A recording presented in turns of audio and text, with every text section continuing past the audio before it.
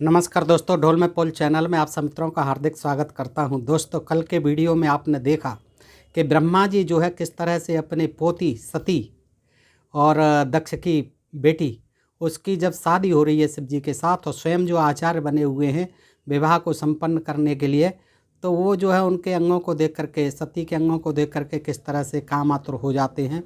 और दोस्तों जो है उनका वेदी पर वीरपात भी स्खलित हो जाता है। उन्होंने जो है शिव जी की आंखों में धूल झोंकने के लिए धुआं कर दिया है, तमाम लकड़ियां जला दी, गीली और घी डाल दिया तो धुआं हो गया, शिव जी आंखें मीड़ने लगे।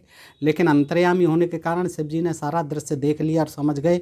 तब उन्हें बड़ा क्रोध आता है। ब्रह्मा जी की जो उन्होंने जो वहाँ पर कार्यवाही की अपनी, उसको देख करके उनको बड़ा क्रोध आता है और त्रिशूल लेकर के मारने को दौड़ते हैं कि ब्रह्मा जो है ये हरकत तूने कैसे की, और आज मैं तुझे इसका फल जो है चखाऊंगा। तो दोस्तों देवताओं में भयभीत हो जाते हैं, देवताओं में खलबली मच जाती है। विष्णु के पास जाते हैं और विष्णु किसी प्रकार तमाम विनय याचना करके और जो है मनाते हैं शिव जी को, और शिव जी फिर मान जाते हैं। लेकिन उनको जो है ये सबक देते हैं कि आपको ऐसा नहीं करना चाहिए। तो दोस्तों ये आपने देखा, और कुछ लोगों को जो ब्राह्मण कुमार हैं, ब्रह्मा कुमार हैं, उनको बड़ी वेदना हुई। वो कहने लगे कि ये आपने मनगढ़ंत है, कहाँ से सुनाई है, क्या है, और इस तरह की बातें नहीं होनी चाहिए, आप जो हिंदू धर्म का अपमान कर रहे हैं। तो दोस्तों मैं उनको अंधभक्तों को बताना चाहता हूँ, वो पहले अपनी अंधभक्ति की जो अंध आस्था और अंधविश्वास का जो चश्मा चढ़ाया हुआ है, जातिवाद का जो चश्मा चढ़ाया हुआ है, उसे उतारें और फिर जो है अपने ही पुरखों द्वारा लिखे गए इन ग्रंथों को पढ़ें। ये कथा कहानीकार जो है इन चीज़ों को नहीं सुनाते हैं, वो मीठी मीठी बातें और उनसे नहीं कहते हैं। तमाम जो है ऊल जलूल बातें जो बक रहे हैं, तमाम जो है आप देख सकते हैं कथावाचक यूट्यूब पर भी देख सकते हैं कि लहसुन जो है राक्षस का मल है, कोई कहता है कुत्ते का वो वृषण है, कोई कहता है उसका नाखून है, लहसुन और प्याज नहीं खाना चाहिए। तमाम ये बेतुकी बातें, ये 5 बार पढ़ लो सुबह शाम ओम नमः शिवाय, इससे तुम करोड़पति हो जाओगे, नौकरी लग जाएगी। तमाम अंधविश्वास और पाखंड फैला रहा। उनसे कोई ये नहीं कहते कि भाई ये आप जो है कहाँ से लिखी हुई हैं। महात्माओं से नहीं पूछते, इन कथावाचकों से नहीं पूछते। तमाम संत महात्मा ऐसे बेतुकी बातें सुना रहे हैं, अंधविश्वास। उनसे कोई ये नहीं कहता। लाखों भीड़ सामने वह जयकार करती रहती है, मानती रहती है, और अंधविश्वास पाखंडों में फंसी हुई है, ज्योतिष विद्या, तांत्रिक विद्या, सब में। लेकिन कोई उनसे ये नहीं कहता कि आप दिखाइए तो सही किस ग्रंथ में लिखा हुआ है। उनसे कोई नहीं कहता, सारी बातें सही मान लेते हैं, जो भी गप सपाड़े लड़ा दें। और एक नहीं है, मैं किस किस का नाम लूँ, हजारों जो है साधु कथावाचक तमाम जो है धंधा कर रहे हैं, अंधविश्वास फैला रहे हैं। दोस्तों हम प्रमाण सहित बातें बताते हैं और इनके पुरखों की लिखी हुई इन्हीं के ग्रंथों में बताते हैं, तो भी इनको बड़ी वेदना होती है। फिर हमसे कहते हैं आप ये कहाँ से ले उठा लाए हैं, कहाँ के ग्रंथ हैं, ये आप नहीं लिखे होंगे, आप नहीं छपे। ये बेतुकी बातें करते हैं ये लोग जो है पता नहीं कहाँ ले जाएंगे इस देश को, समझ में नहीं आता। अरे भाई, इसीलिए मैं आज ये फिर वीडियो बना रहा हूँ। इसी से देखिए, ये मैं बता दूँ प्रमाण सहित कि मेरी छपी हुई नहीं है और ना मेरी कोई लिखी हुई है। ये श्री शिव महापुराण है दोस्तों, वो नोट कर लें जिन लोगों को कल बड़ी वेदना हो रही थी। श्री शिव महापुराण प्रथम खंड पूर्वार्ध है और सचित्र मूल संस्कृत श्लोक हिंदी व्याख्या सहित है। गीता प्रेस गोरखपुर का है, गीता प्रेस गोरखपुर का है। ये पीछे भी देख लीजिए, इसके फ़ोन नंबर वगैरह सब दिए हुए हैं। और दोस्तों मैं बता दूं प्रमाण के लिए, ऐसे लोग जो है ना तो कुछ पढ़ेंगे ना सुनेंगे, जो केवल जो है सुनी सुनाई बातें हैं उन्हीं पर विश्वास करेंगे। और फिर जो है इनको अरे जानो ना, तो आपके ऋषियों ने, महर्षियों ने, इन ब्राह्मणों ने किस तरह की निंदा की है इनकी, ब्रह्मा की, विष्णु की, शिव की, सबकी, राम की, कृष्ण की, है तमाम जो। और उन्हीं के कृत्य ऐसे दिखा करके स्वयं करते रहे क्या हम तो उन्हीं का आचरण कर रहे हैं, हम क्या गलत कर रहे हैं। ब्रह्मा जी ऐसे करते थे, शिव जी ऐसे करते थे, विष्णु ऐसे करते थे, तो सभी ऋषि मुनि ऐसे ही करते रहे, दुराचार जो है। तो दोस्तों ये जो है देखिए 7वां मुद्रण है, सम्मत 2079 पड़ा हुआ है। 7वां पुनर्मुद्रण 5000 और कुल मुद्रण 36,000, अप्रैल 2022। ये जो है 2022 की प्रकाशित है, नई है बिल्कुल, देखिए है। और मूल्य 370 रुपये, 370 रुपये खर्च करो, पढ़ो ना अपने घर पे मंगा करके। 370 रुपये मूल्य है, कुरियर डाक से मंगवाइए। गीता प्रेस गोरखपुर 273-005 book.gitapress.organization, प्रकाशक एवं मुद्रक गीता प्रेस गोरखपुर, गोविंद भवन कार्यालय कोलकाता का संस्थान। ये पुराना संस्थान है और इसमें ऐसी, और देखिए ये एक भाग नहीं, ये अभी के छपे हुए हैं, दोनों भाग हैं, अभी धड़ल्ले से छप रही हैं। ये नई 2022 का संस्करण है। ये भी है, ये दूसरा भाग है, उत्तरार्ध श्री शिव महापुराण। और इसका भी ये देखिए, श्री शिव महापुराण द्वितीय खंड ये है, गीता प्रेस गोरखपुर। और ये जो है ये भी 2079 सम्मत का यानी 2022 का छपा हुआ है, 5000 प्रतियाँ छपी हैं। दोस्तों इस तरह से बातें करते हैं। अरे कुछ पैसा खर्च करो, 370 रुपये कौन सी बड़ी भारी चीज़ है आपके लिए यार। जब इतनी बातें करते हो है, पैसा खर्च करो, पढ़ो और मंगाओ। देखो क्या तुम्हारे पुरखों ने क्या लिख रखा है, ब्रह्मा ने क्या क्या कुकर्म किए, वो सब लिख रखे हैं इनमें। उनको कोई पढ़ के सुनाएगा क्या? कोई नहीं बताता इन्हें, तो पढ़ो ना। आज मैं फिर बता रहा हूँ, देखिए आपको ब्रह्मा जी का ऐसा ही कारनामा एक और है, इसी से पुराण में है और पृष्ठ 311 पे है। और देखो वो जो है इसी में ही था, वो आगे जो है कल जो है मैंने जो सुनाया था वो इसी में 397 पृष्ठ पर था, रुद्र संहिता सतीखंड। सब कुछ मैं बताता हूँ, पृष्ठ भी बताता हूँ। 397 पर पढ़ लेना, मंगा लीजिए। और आज इसी पे ही देखिए मैं बताता हूँ दूसरा इनका जो है कारनामा, कि संध्या हुई है ब्रह्मा जी की मानस पुत्री, संध्या को पैदा किया इन्होंने। और संध्या जो है उसके साथ भी इन्होंने दुराचार करने की कोशिश की, उस पर भी कामातुर हो गए उसको देखते ही। तो देखिए, और फिर ये ही नहीं, इनके पुत्र भी सभी जो है उस पर मोहित हो गए और सब दुराचार के लिए तत्पर हो गए। फिर शिव जी ने इनको टोका, रोका कि ये क्या कर रहे हो ब्रह्मा जी, आप जो है बार बार इस तरह की हरकतें क्यों कर रहे हैं आप। तो दोस्तों इस तरह से जो है ये प्रसंग जो है देखिए 311 पृष्ठ पर है, इसीलिए मैं बना रहा हूँ कि आप जो है देख लें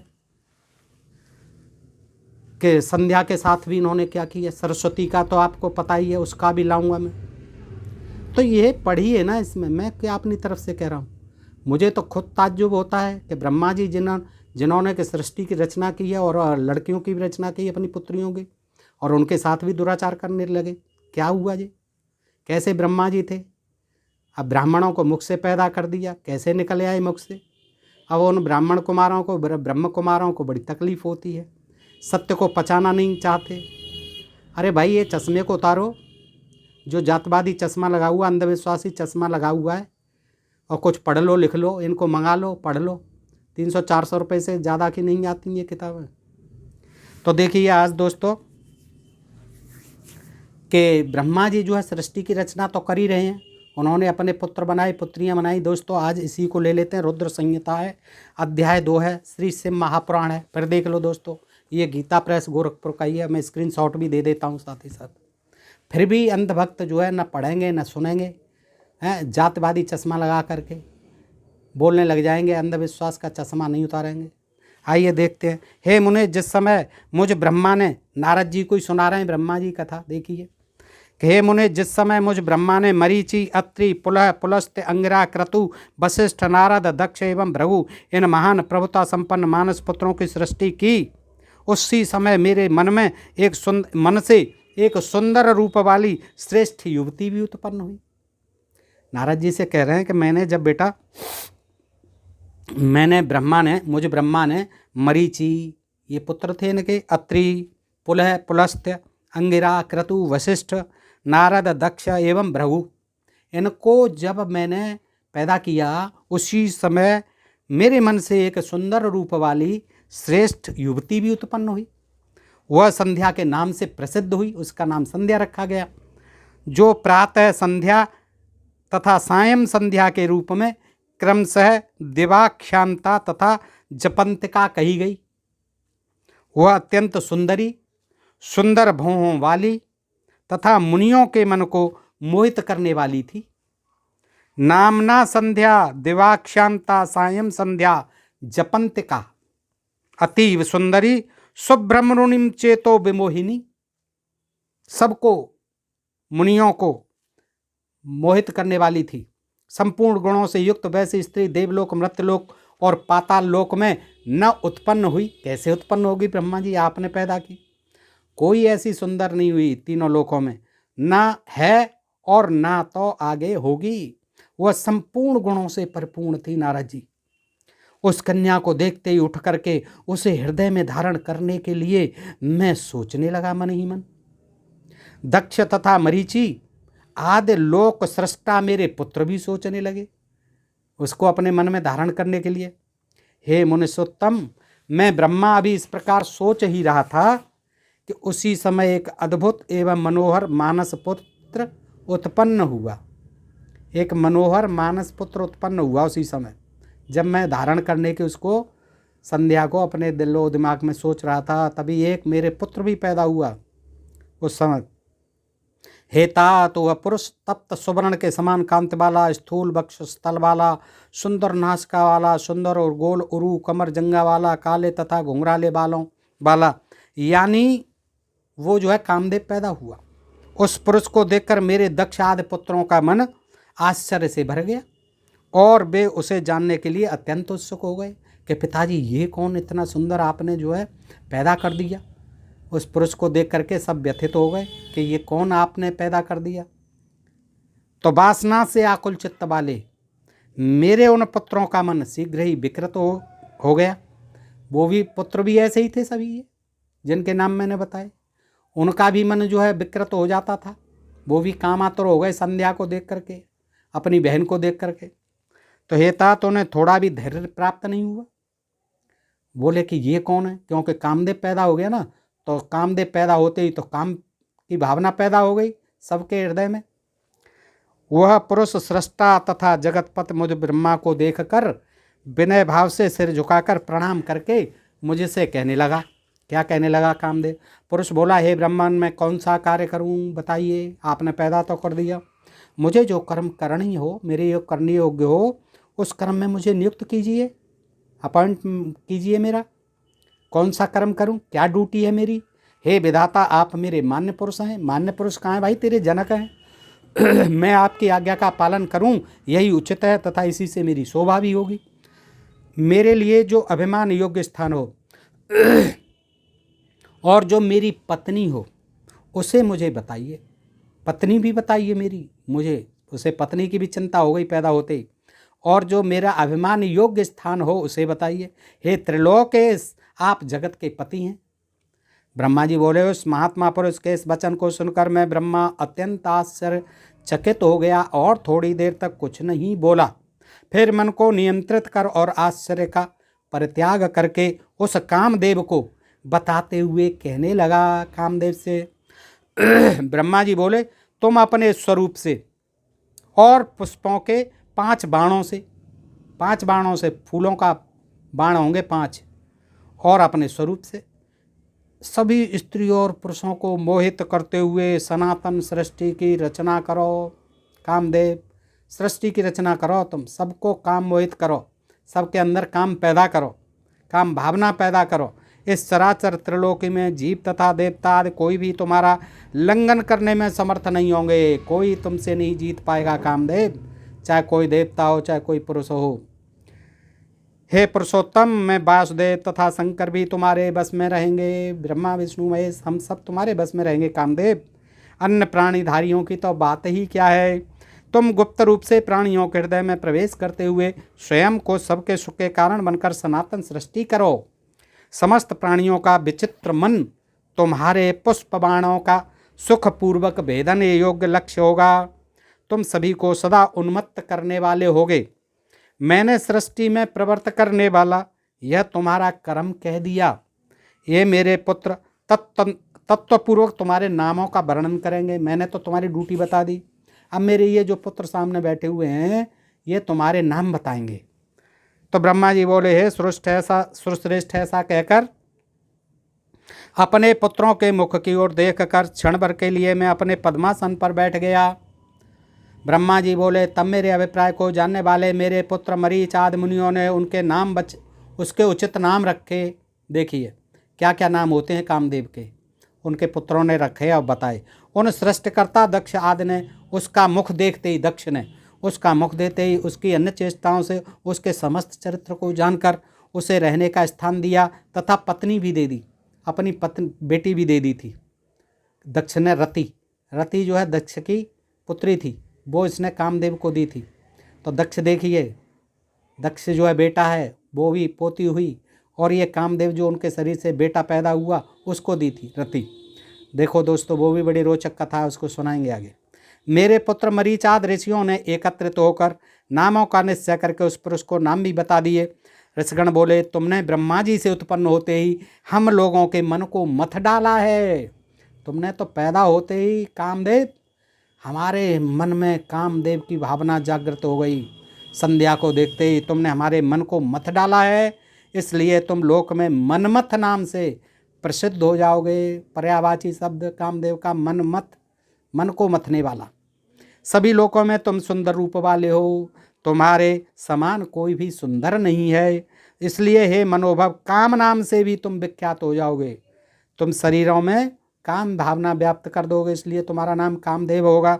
तुम सभी को मदोन्मत्त करने के कारण मदन कहे जाओगे। मदन भी पर्यायवाची, सबको, सबके अंदर मद का उन्मत्त कर दोगे, मद को, मद से तो मदोन्मत्त कर दोगे, मदन कहलाओगे। अहंकार युक्त होकर दर्प से उत्पन्न हुए हो, अहंकार युक्त होकर दर्प से, घमंड से पैदा हुए हो, इसलिए तुम कंदर्प नाम से संसार में प्रसिद्ध हो गए। कंदर्प भी पर्यायवाची है कामदेव का। तुम्हारे समान किसी भी देवता का पराक्रम नहीं होगा, अतः तुम्हारे लिए सभी स्थान होंगे और तुम सर्वव्यापी होगे, सब में व्याप्त होगे कामदेव। ऐसा कोई जीव नहीं होगा जिसमें काम की भावना नहीं हो, यानी कामदेव विराजमान नहीं हो। ये जो आदि प्रजापति पुरुषोत्तम दक्ष हैं, वे स्वयं ही तुमको योग्य पत्नी के रूप में सुंदर स्त्री प्रदान करेंगे। तो ब्रह्मा के मन से उत्पन्न हुई यह सुंदर रूप वाली कन्या संध्या नाम से सभी लोकों में विख्यात होगी। कन्या संध्या जो है सभी लोकों में विख्यात होगी। अच्छी प्रकार से ध्यान करते हुए ब्रह्मा जी के हृदय से उत्पन्न होने के कारण तेज आभा वाली तथा मल्लिका पुष्प के सदृश यह कन्या संध्या इस नाम से विख्यात होगी, संध्या नाम से विख्यात होगी। ब्रह्मा जी आगे बोले, इस प्रकार कामदेव अपने 5 पुष्प बाणों को लेकर वहीं पर गुप्त रूप से स्थित होकर विचार करने लगा। क्या विचार करने लगा? हर्षण, रोचन, मोहन, शोषण और मारण नामक ये मेरे 5 अस्त्र मुनियों को भी मोहित करने वाले कहे गए हैं। क्या? ये 5 अस्त्र थे, 5 बाण थे, पुष्प बाण। कौन कौन से दोस्तों? जनरल नॉलेज है, ये नोट कर लें। हर्षण, कामदेव के ये 5 बाण, हर्षण, रोचन, मोहन, शोषण और मारण, ये जो है 5 आयुध थे, 5 बाण थे, पुष्प बाण कामदेव के। इन्हीं से सारे प्राणी घायल हो जाते थे। ब्रह्मा जी ने मुझे जिस सनातन कर्म को करने के लिए आदेश दिया है उसे मैं यहाँ मुनियों और ब्रह्मा जी के सन्निकट ही करूँगा। अब जो है ब्रह्मा जी ने जो कहा है उसको देखूँगा, मैं परीक्षा करूँगा, टेस्ट लूँगा सबका कि किस तरह से मैं मोहित कर पाऊँगा लोगों को। तो दोस्तों इस तरह से वो देखते हैं। वहाँ बहुत से मुनगण तथा स्वयं प्रजापति ब्रह्मा जी भी उपस्थित हैं। ये लोग साक्षी रूप से विद्यमान, इसलिए मेरे कर्म की सत्यता का आरंभ भी हो जाएगा, टेस्ट का परीक्षण भी हो जाएगा। देखता हूँ यह ब्रह्मा जी के द्वारा संध्या नाम से कही गई यह कन्या भी मेरे वचन का समर्थन करेगी, ये भी करेगी। देखिए मेरे वचन का समर्थन संध्या, मैं इसी स्थान पर अपने कर्म की परीक्षा करके जो कर्म मुझे बताया है ब्रह्मा जी ने, प्रयोग द्वारा सबको मोहित करूँगा। अब देखता हूँ किन किन पर मेरे जो है बाण चलेंगे। तो ब्रह्मा जी बोले, इस प्रकार विचार करने के अनंतर मन में निश्चय करके हुआ अपने पुष्प के धनुष पर पुष्प के बाणों को चढ़ाने लगा। श्रेष्ठ धनुधारी कामदेव ने धनुष खींचने की मुद्रा में स्थित होकर यत्नपूर्वक धनुष चढ़ाकर उसे मंडलाकार किया। है मुनिश्रेष्ठ, जब इस प्रकार के धनुष पर कामदेव ने अपना बाण चढ़ाया तो उसी समय मन को आह्लादित करने वाली सुगंधित वायु बहने लगी। संयते तेनको दंडे मारुतासम सुगंधयः बभुस्त्रस्त्रम मुनि श्रेष्ठम सम्यगाह्लाद कारण। उसी समय कामदेव ने तीक्ष्ण पुष्प बाणों से मुझ ब्रह्मा को तथा सभी मानुष पुत्रों को मोहित कर लिया। यही सामने बैठे हुए थे, यही नाम रख रहे थे, यही संध्या का वर्णन कर रहे थे। तो उसने जो है अपने कामदेव ने अपने बाण जो है टेस्ट करने के लिए पहले इन्हीं पर चला दिए। तो हे मुने तत्पश्चात सभी मुनिगण और मैं भी, मुनिगण क्या उन्हीं के पुत्र थे सभी, मैं भी मोहित हो गया। बस कामदेव का प्रभाव वो अपना काम करेगा। कामदेव के बाण जो है अपना प्रभाव दिखाने लगे, सभी के मन में काम विकार उत्पन्न हो गया। ततस्ते मुनयः सर्वे मोहितास्याप्यहं मुने संयतो मनसां किंचिदोंकारं पापुनरादितः। पृष्ठ 20वां श्लोक, पृष्ठ 314। विकार से युक्त होने के कारण सभी लोग संध्या की ओर बार बार देखने लगे।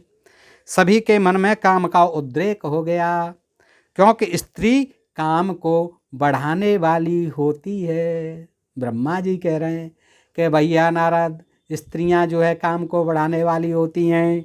हमने जैसे ही कामदेव के बाणों का हम पर प्रहार हुआ, हम जो है संध्या की ओर ही आकर्षित हो गए, काम भावना हमारी जागृत हो गई। सभी, मैं और मेरे पुत्र जो सामने बैठे हुए थे ऋषि मुनि, संध्या सर्वे निरीक्षन्तम सविकारम मुहुर्मुहुः आसनम प्रबुद्ध मदना स्त्री यस्मान्नम मैदिनी। यानी क्योंकि स्त्री काम को बढ़ाने वाली होती है, उस कामदेव ने सभी को बार बार मोहित करके जिस किसी भी तरह से वे काम विकार को प्राप्त हों, वैसा उन सबको कर दिया। कामदेव ने अपना पूरा प्रयास कर लिया कि कैसे ही न कैसे छोड़ूंगा नहीं, आज सबको इनको काम भावना से ग्रस्त करके अपना टेस्ट पास करूंगा। तो उस स्त्री को देखकर जब मैं ब्रह्मा उन्मत्त इंद्रियों वाला हो गया, उस स्त्री को देखकर, अब अपनी ही पुत्री है उसको कह रहे हैं, उस स्त्री को देखकर जब मैं ब्रह्मा उन्मत्त इंद्रियों वाला हो गया, इंद्रियां मेरी उन्मत्त हो गई, पागल हो गई सभी इंद्रियां, उस समय मेरे शरीर से 49 भाव उत्पन्न हो गए। देखिए 49 भाव पैदा हो गए। उदीरितेन्द्रियो धाता वीक्ष्याहं स यदा चतामः तदैव चोन्नम पंचासंध्यां भावा जात शरीरतः। 23वां श्लोक। उस स्त्री को देखकर जब मैं ब्रह्मा उन्मत्त इंद्रियों वाला हो गया, उस समय मेरे शरीर से 49 भाव उत्पन्न हो गए।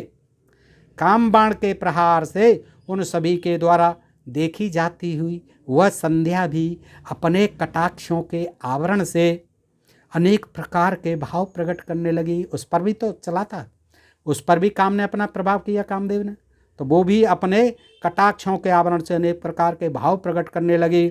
स्वभाव से सुंदरी वह संध्या मन से उत्पन्न उन भावों को प्रकट करती हुई छोटी छोटी लहरों से युक्त गंगा की तरह शोभित होने लगी।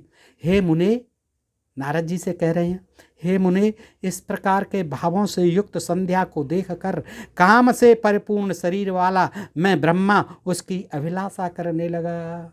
अब सोच लीजिए दोस्तों, उसकी अभिलाषा करने लगे, किसकी? संध्या की। कौन थी? पुत्री। अथम भाव्युताम संध्यां वीक्षाकार सम प्रजापति धर्माभिपूर्तः तनुर्विम विलासम मुने। 26वां श्लोक। हे मुने, इस प्रकार के भावों से युक्त संध्या को देखकर काम से परिपूर्ण शरीर वाला मैं ब्रह्मा उसकी अभिलाषा करने लगा।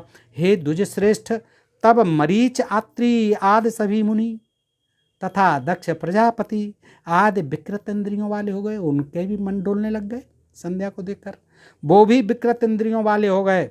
दक्ष, मरीच आदि ऋषियों और मुझे और संध्या को भी काम विकार से युक्त देखकर कामदेव को अपने कार्य पर विश्वास हो गया है। सफल हो गया अपने टेस्ट में मैं। मेरे बाण चल गए, सभी घायल हो गए संध्या सहित। देखिए कामदेव कह रहा है, खुश हो रहा है। अब कामदेव के मन में यह विश्वास हो गया कि ब्रह्मा ने मुझे जिस कार्य के लिए आदेश दिया, मैं वह कार्य करने में पूर्ण रूप से सक्षम हूँ। ब्रह्मा जी के पुत्र धर्म ने, अब देखिए, अब धर्म जो है देख रहा है, धर्म अलग बैठा हुआ था, वो समझ रहा था अपने पिता की कुछ चेष्टाएं। तो ब्रह्मा जी के पुत्र धर्म ने अपने पिता तथा भाइयों की ऐसी दशा देखकर धर्म की रक्षा करने वाले, संसार को पैदा करने वाले, ब्राह्मणों को अपने मुख से निकालने वाले भगवान सदाशिव का स्मरण किया। उनको देख करके भगवान सदाशिव का स्मरण किया कि ब्रह्मा जी ये क्या कर रहे हैं, सृष्टि के रचयिता हैं मेरे पिताजी, ये धर्म का पालन कैसे कर रहे हैं, ये धर्म का ऐसे ही पालन होता है क्या? तो ब्रह्मा जी के पुत्र धर्म ने अपने पिता तथा भाइयों की ऐसी दशा देखकर धर्म की रक्षा करने वाले भगवान सदाशिव का स्मरण किया। उन्हें सदाशिव का स्मरण हो आया धर्म जी को कि ये मेरे पिताजी और मेरे भाई किधर जा रहे हैं, ये क्या कर रहे हैं, अपनी बहन पर ही, अपनी बेटी पर ही ये कामदेव के प्रहार से और ये कामातुर हो उठे हैं। तो वो सदाशिव का ध्यान करते हैं धर्म जी। धर्म ने धर्मपालक शिव जी का मन से स्मरण कर दीन भावना से युक्त होकर अनेक प्रकार के वाक्यों से उनकी इस प्रकार स्तुति की। अब शिव जी जो है इन चीज़ों से बड़े खिलाफ रहते थे और ब्रह्मा जी के तो बहुत ही खिलाफ थे। और खिलाफ होना स्वाभाविक भी है कि पिता जो है अपनी पुत्री के साथ, अपनी पोती के साथ इस तरह के दुराचार की जो है कोशिश करे। तो क्या कहते हैं देखिए, धर्म बोला, हे देवादिदेव, हे महादेव, हे धर्मपाल, आपको नमस्कार है। हे शंभो, सृष्टि पालन तथा विनाश करने वाले आप ही हैं। हे प्रभु, आपने निर्गुण होकर भी रज सत्व तथा तमोगुण से सृष्टि कार्य के लिए, ब्रह्मा पालन के लिए, विष्णु तथा प्रलय के लिए रुद्र स्वरूप धारण किया है। इसी से पढ़ रहा हूँ दोस्तों मैं, देख लीजिए, कहीं और नहीं है, कोई और किताब नहीं है। और इसके स्क्रीनशॉट भी मैं देता हूँ दोस्तों, फिर भी विश्वास नहीं करते।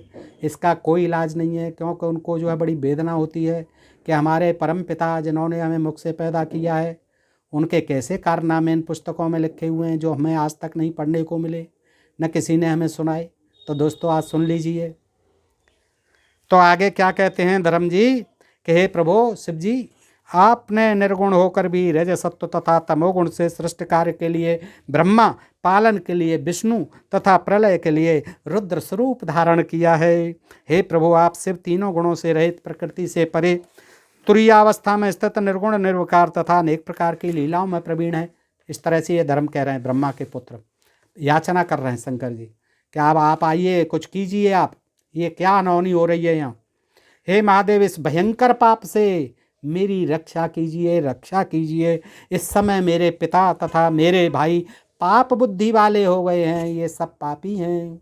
महाराज आइए सदाशिव जी, मेरी रक्षा कीजिए, धर्म की रक्षा कीजिए और इन भाइयों को और मेरे पिता को भी बचाइए अधर्म करने से, पाप करने से। रक्षम रक्षम महादेव पापानाम दुस्तरादितः मतपायम तथा चेमे भ्रातरम पाप बुद्धय।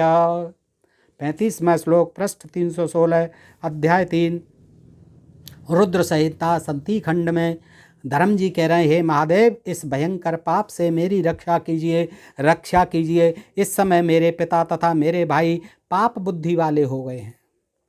ब्रह्मा जी बोले, देखिए अपनी आप बीती सुना रहे हैं ब्रह्मा जी, उनको कोई परेशानी नहीं है। नारद जी को ये दिलचस्प कथा सुनाते चले जा रहे हैं कि आगे क्या होता है कि धर्म के द्वारा परमात्मा प्रभु की जब इस प्रकार स्तुति की गई, तब वे आत्मभू शिव धर्म की रक्षा करने के लिए वहीं प्रकट हो गए। उन्होंने कहा चलो ठीक है, मैं प्रकट हो जाता हूँ। आ गए, धर्म के सामने खड़े हो गए, बोलिए बताइए बेटा क्या परेशानी है। तो वे शंभु आकाश में स्थित होकर मुझ ब्रह्मा तथा दक्ष आदि को इस प्रकार से मोहित देखकर, वहाँ से ही देख लिया उन्होंने, आकाश से ही देखिए, मुझ ब्रह्मा तथा दक्ष आदि पुत्रों को इस प्रकार से मोहित देखकर मन ही मन हंसने लगे। और क्या करेंगे हंसने के सिवा। हे मुनिश्रेष्ठ, उन सबको साधुवाद देकर और बार बार हंसकर थैंक यू कह दिया ऊपर से। ठीक है, वाह वाह वाह, क्या अच्छा काम कर रहे हैं सब। तो वो यही कह रहे हैं, सबको साधुवाद दिया उन्होंने शिव जी ने, और बार बार हंसकर मुझे लज्जित करते हुए, यानी ब्रह्मा जी से कह रहे हैं कि मुझे लज्जित करते हुए वे वृषभध्वज ये कहने लगे। क्या कहने लगे? शिव जी बोले, हे ब्रह्मन, अपनी कन्या को देखकर आपको काम भाव कैसे उत्पन्न हो गया? अहो ब्रह्मस्तवः कथम काम भाव समुद्गता दृष्टवा च तनयाम नैवम योग्यम वेदानुसारणम। ये क्या कर रहे हो ब्रह्मा जी? हे ब्रह्मन, अपनी कन्या को देखकर आपको काम भाव कैसे उत्पन्न हो गया? वेदों का अनुसरण करने वालों के लिए यह उचित नहीं है। अरे आपने तो अपने मुख से वेद भी निकाले हैं, और आप जो है वेदों के सृष्ट करता है, वेदों के भी करता है। आपके लिए उचित नहीं है ऐसा काम।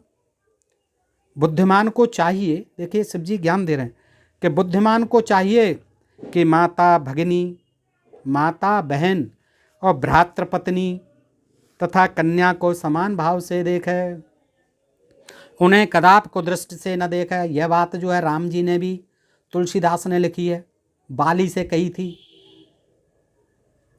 कि ये इन चारों को देखता है उसको मारना ही योग्य है, वध कर देना चाहिए। इन्हें कुदृष्टि बिलोक अनुज बधू भगिनी सुतनारी सुनसठ कन्या समिये चारी। इन्हें कुदृष्टि बिलोक है जोई ताए बधे कछु पापन होई वाली। इन चार को जो है जो कुदृष्टि से देखे उसको मार देना ही चाहिए। ये राम जी ने ज्ञान दिया था बाली को, और यहाँ जो है शिव जी ने भी यही ज्ञान दिया, किसको? ब्रह्मा जी को। लेकिन उन्होंने मारा नहीं, केवल ज्ञान ही दिया। क्या कहा कि बुद्धिमान को चाहिए कि माता हो, अपनी बहन हो, भ्रातृ पत्नी अपने भाई की पत्नी हो, और अपनी कन्या हो, इनको समान भाव से देखना चाहिए। इन्हें कदापि कुदृष्टि से नहीं देखे। यथा माता च भगिनी भ्रातृपत्नी तथा सुता, एताम कुदृष्ट्याम द्रष्टव्याम न कदापि विपश्चिता। 40वां श्लोक। बुद्धिमान को चाहिए, ब्रह्मा जी आप कैसे बुद्धिमान हैं, कैसे सृष्टि के कर्ता हैं, कैसे आप वेदों के निर्माता हैं। वेद मार्ग का यह सिद्धांत तो आपके मुख में स्थित है, तो आपको चाहिए कि माता भगिनी भ्रातृपत्नी कन्या को समान भाव से देखे, इन्हें कदापि कुदृष्ट से नहीं देखे। वेद मार्ग का यह सिद्धांत तो आपके मुख में स्थित है। हे विदे, आपने काम के उत्पन्न होते ही उसे कैसे विस्मृत कर दिया, कैसे भुला दिया। जैसे ही आपके अंदर काम भावना जागृत हुई, वैसे ही आपने अपने ही सिद्धांतों को जो वेद में लिख दिया, आपने उनको भुला दिया। एष वै वेद मार्गस्य निश्चयं सत्वन्मुखे स्थितः, कथम तु काम मात्रेण स ते विस्मारितो विधि। आपने कैसे भुला दिया जैसे ही आपके अंदर काम का संचार हुआ। हे चतुरानन, आपके मन में धैर्य जागरूक रहना चाहिए। आप तो सृष्टि के कारक हैं, सृष्टि के रचयिता हैं, आप ही ऐसा करेंगे। देखिए, हे चतुरानन, आपके मन में धैर्य जागरूक रहना चाहिए, शिव जी कह रहे हैं। आश्चर्य है कि आपने इस काम के वशीभूत हो कन्या से रमण करने के लिए इस प्रकार अपने धैर्य को ही नष्ट कर दिया। कमाल है। धैर्यम जागृतम चित्ते न कथम चतुरानन, ये न क्षुद्रेण कामेन रंतुम विघटितम विधे। 42वां श्लोक पढ़ लीजिए दोस्तों, मंगा लीजिए इसको। हे चतुरानन, शिव जी कह रहे हैं, हे चतुरानन, आपके मन में धैर्य जागरूक रहना चाहिए। आश्चर्य है कि आपने इस काम के वशीभूत हो कन्या से रमण करने के लिए, देखिए, कन्या से रमण करने के लिए इस प्रकार अपने धैर्य को नष्ट कर दिया। एकांत योगी तथा सर्वदा सूर्य का दर्शन करने वाले दक्ष, मरीच आदि भी स्त्री में आसक्त चित्त वाले हो गए। आपके पुत्र ये दक्ष, मरीच आदि भी, जो इतने बड़े योगी हैं, एकांत योगी हैं, सूर्य का दर्शन करने वाले हैं, वो भी आसक्त चित्त वाले हो गए। देश काल का ज्ञान न रखने वाले मंदात्मा तथा अल्प बुद्धि वाले कामदेव ने भी अपनी प्रबलता से कामबाणों द्वारा आप लोगों को विकारयुक्त कैसे बना दिया। ब्रह्मा जी है अल्प बुद्धि वाला है कामदेव, उसने आप पर अपना प्रभाव जमा दिया। कैसे आप जो उसके बाणों से कैसे घायल हो गए, कैसे कामदेव का संचार कर गया वो जरा सा आदमी, मंदात्मा और अल्प बुद्धि वाला कामदेव। उस पुरुष को तथा उसके वेद शास्त्र आदि के ज्ञान को धिक्कार है, जिसके मन को स्त्री हर लेती है शिव जी, वो ब्रह्मा जी। उस मनुष्य को, उसके वेद को, उसके पुरुष को, उस पुरुष को, उसके वेद को और उसके शास्त्रों को और उसके ज्ञान को, आदि के ज्ञान को धिक्कार है, जिसके मन को स्त्री हर लेती है, अर्थात जिसका मन स्त्री को देखते ही कामातुर हो जाता है, डामाडोल हो जाता है। हे ब्रह्मा जी, ऐसे पुरुष के द्वारा लिखे गए वेद, शास्त्र और उनके ज्ञान को धिक्कार है। ये दोस्तों मैं नहीं कह रहा, ये शंकर जी कह रहे हैं शिव जी ब्रह्मा जी से। और धैर्य से विचलित करके मन को लोलुपता में डुबो देता है। धिक्कार तम श्रुतम सदा तस्य यस्य कांता मनो अहारता, धैर्यादाक्रस्य लौलत्येषु मंजयत्यपि मानसम।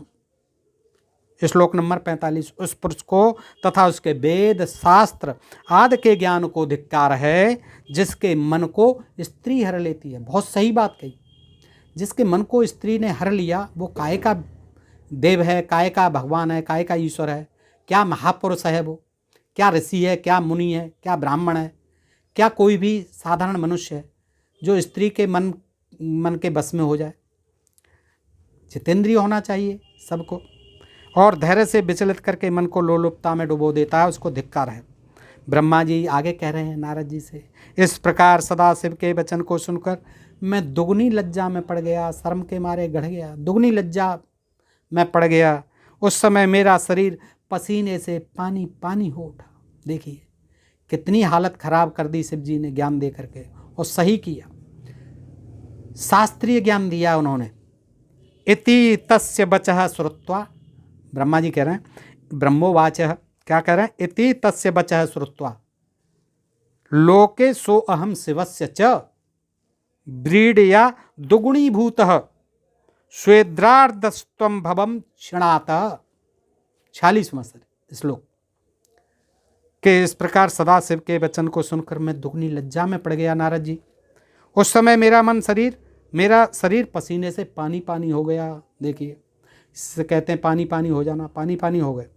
हे मुने, तत्पश्चात काम रूपिणी संध्या को ग्रहण करने की इच्छा करते हुए भी मैंने शिव जी के भय से इंद्रियों को बस में करके काम विकार को दूर कर लिया। बस शिव जी का मुझे भय इतना सताने लगा कि मैंने संध्या की तरफ से अपना ध्यान हटाया और तुरंत जो है काम विकार को बस में कर लिया।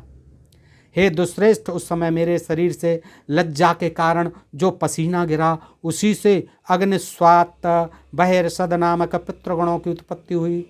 जो पितृगण बैठे रहते हैं जिनको हम जिमाते हैं श्राद्ध में, वो पितृगण जो है इन्हीं के शरीर से निकले थे जब पसीना आया था। दोस्तों पितृगण उनके नाम भी दिए हुए हैं, अग्निस्वात और बहिर्सद नाम के पितृगणों की उत्पत्ति हुई पसीने से। देखिए अंजन के समान कृष्ण वर्ण वाले और विकसित कमल के समान नेत्र वाले ये पितर महायोगी पुण्यशील तथा संसार से विमुख रहने वाले हैं। पितर जो है उस इस बीच सदाशिव समस्त महर्षियों पर अनुग्रह करके तथा विधिपूर्वक धर्म की रक्षा कर शीघ्र ही अंतर्ध्यान हो गए। वो इतना ज्ञान दे करके शिव जी अंतर्ध्यान हो गए। उसके बाद शंभु सदाशिव के वाक्य से मैं पिता में लज्जित हुआ, मैंने अपनी भ्रकुटी चढ़ा ली और कामदेव पर बड़ा क्रुद्ध हुआ। अब अपना गुस्सा जो है, शिव जी तो चले गए, अब उनको लज्जा के मारे गड़ गए शिव जी, पसीने पसीने हो गए ब्रह्मा जी। अब अपनी गुस्सा जो है कामदेव पर उतारेंगे दोस्तों, उनको साप देंगे कामदेव को। देखिए उसके बाद शंभु सदाशिव के वाक्यों से मैं पिता में लज्जित हुआ, मैंने अपनी भ्रकुटी चढ़ा ली और कामदेव पर बड़ा क्रुद्ध हुआ। हे मुने, मेरे मुख को देखकर और मेरा अभिप्राय समझकर रुद्र से भयभीत उस कामदेव ने अपने बाणों को लौटा लिया।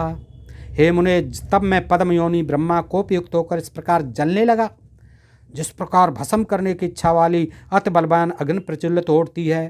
कामदेव पर मेरा अब गुस्सा चलेगा तो मैं अग्नि से जलने लगा, क्रोधाग्नि से। मैंने क्रोध में भरकर उसे ये साप दे दिया, कामदेव को साप दे दिया। देखिए किसी का अपना पाप है और दूसरे पर उतार रहे हैं। कामदेव को आपने ही वर दिया था कि सब बस में रहेंगे, तो उसमें क्या बात है। अब उसको साप दे दिया।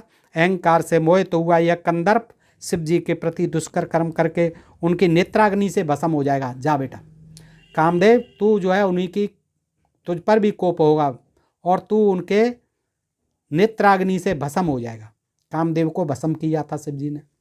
तो हे द्विजश्रेष्ठ, इस प्रकार मुझ ब्रह्मा ने पितृ समूहों के तथा जितेंद्रिय मुनियों के सामने इस काम को अमित साप दे दिया। मेरे साप को सुनकर भयभीत हुआ कामदेव उसी क्षण अपने बाणों को त्याग कर सबके सामने प्रकट हो गया। हे मुने, उसका सारा गर्भ नष्ट हो गया। गर्भ तो नष्ट हो जाना ही था बेचारे का। तब वह दक्ष आदि मेरे पुत्रों, अग्निसात्वादि पितरों, तो संध्या भी थी और मुझे ब्रह्मा के सामने ही सबको सुनाते हुए कहने लगा, रोने लगा, गिड़गिड़ाने लगा। क्या बोला काम, हे ब्रह्मन, आप तो न्याय मार्ग का अनुसरण करने वाले हैं। हे लोकेश, तब मुझे निरपराध को आपने इस प्रकार दारुण शाप क्यों दिया। हे ब्रह्मन, आपने मेरे लिए जो कहा था, जो ड्यूटी सौंपी थी, मैंने तो वही कार्य किया। आपको मुझे शाप देना ठीक नहीं है, क्योंकि मैंने आपकी विरुद्ध कोई अन्य कार्य नहीं किया है। आपने ही तो कहा था कामदेव अपनी ड्यूटी करो। हे ब्रह्मन, मैं ब्रह्मा विष्णु शिव ये सब भी तुम्हारे बाणों के वशीभूत होकर रहेंगे। आपने ही तो कहा था, ऐसा जो आपने कहा था उसी के अनुसार ही मैंने परीक्षा ली थी। अतः हे ब्रह्मन, इसमें मेरा अपराध नहीं है। हे देव, हे जगतपते, यदि आपने मुझे निरपराध को यह दारुण शाप दे ही दिया तो इसका कोई समय भी निश्चित कर दीजिए।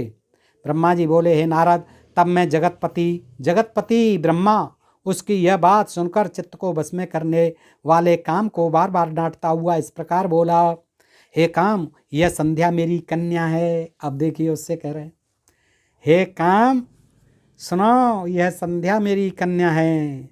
तुमने इसकी ओर सकाम करने के लिए मुझे अपने काम का लक्ष्य बनाया, इसलिए मैंने तुम्हें शाप दिया है। तुमने मेरे ऊपर ही जादू चला दिया, संध्या के ऊपर। मैं मोहित हो गया, कामातुर हो गया। आत्मजा मम, मेरी आत्मजा है, ये मेरी कन्या है, पुत्री है। ब्रह्मोवाच, आत्मजा मम संध्येयम यस्मादेतस्त कामतः लक्ष्मी कृतो अहम भवता ततः सापो मया कृतः। 73वां श्लोक। हे काम, यह संध्या मेरी कन्या है। तुझे पता नहीं था? ये तेरी बहन है, मेरी पुत्री है। तुमने इसकी ओर सकाम करने के लिए, मुझे कामातुर करने के लिए अपने काम का लक्ष्य बनाया, अपने बाणों का लक्ष्य बनाया, इसीलिए मैंने तुम्हें शाप दिया है। हे मनोभव, अब मेरा क्रोध शांत हो गया है। कहते हैं ना, गुस्सा कमज़ोर पर ही चलता है दोस्तों। ब्रह्मा जी का भी गुस्सा कमज़ोर कामदेव पर चला, अपने पुत्र पर। शिव जी तो विदा हो गए, शिव जी पर जोर नहीं चला, उनका एक शब्द भी नहीं कहा, पसीने पसीने हो गए। तो हे मनोभव, अब मेरा क्रोध शांत हो गया है, अतः मैं तुमसे कह रहा हूँ, उसे सुनो। तुम संदेह रहित होकर सुखी हो जाओ और भय छोड़ो। हे मदन, तुम महादेव जी की नेत्राग्नि से भस्म होकर बाद में शीघ्र ही इसी के समान शरीर प्राप्त करोगे। चिंता मत करो, भस्म तो हो जाओगे, फिर तुम फिर ऐसा ही शरीर प्राप्त करोगे, फिर कामदेव बन जाओगे। जब शंकर जी विवाह करेंगे तब वे अनायास ही तुम्हें शरीर प्रदान करेंगे। हे नारद, काम से इस प्रकार कहकर मैं लोक पितामह उन मानस पुत्र मुनिवरों के देखते देखते ही अंतर ध्यान हो गया। इस प्रकार मेरे वचन को सुनकर कामदेव तथा मेरे वे सभी मानस पुत्र प्रसन्न हो गए और शीघ्रता से अपने अपने घरों को चले गए। तो दोस्तों, इस तरह से ये मैंने रखा। और इन पुस्तकों का 22-23 ये कोड भी देख लीजिए, कोड से मंगा लिए 22-24, 22-23, 22-24। इसलिए दोस्तों, हम प्रमाणों पर भी अगर आप यकीन नहीं करते तो ये इससे बड़ा सबूत क्या होगा कि आप जो है जन्मांध हैं, अंधभक्त हैं, अंधविश्वासी और पाखंडी हैं, और आपके अंदर जो है अंधविश्वास कूट कूट कर भरा हुआ है। दोस्तों, प्रमाण है, आपके ही पुरखों ने लिखे, हमारे ही पुरखों ने लिखे हैं दोस्तों, कहीं और से नहीं है। ये ब्रह्मा जी हमारे ही थे, शंकर जी, विष्णु जी सब हमारे ही थे, और आपके ही बनाए हुए थे सभी देवता, और आपने ही इनका मान अपमान किया है। हम अपनी तरफ से कुछ नहीं कहते, हम तो इसलिए पढ़ते हैं, हमें पढ़ करके ताज्जुब होता है।